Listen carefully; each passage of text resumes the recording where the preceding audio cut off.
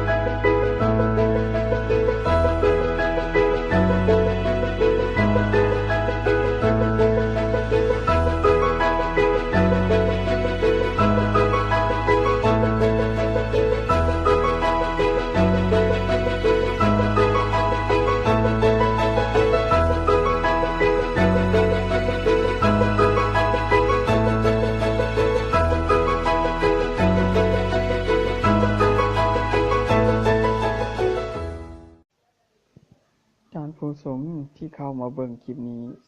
สามารถเอาไปพับลิ้นเองได้เนาะหรือเราจะใช้เข้าเป็นกิจกรรมในการเรียนการสอนก็ได้สุดท้ายนี้ข้าพเจ้าก็ขอขอบใจ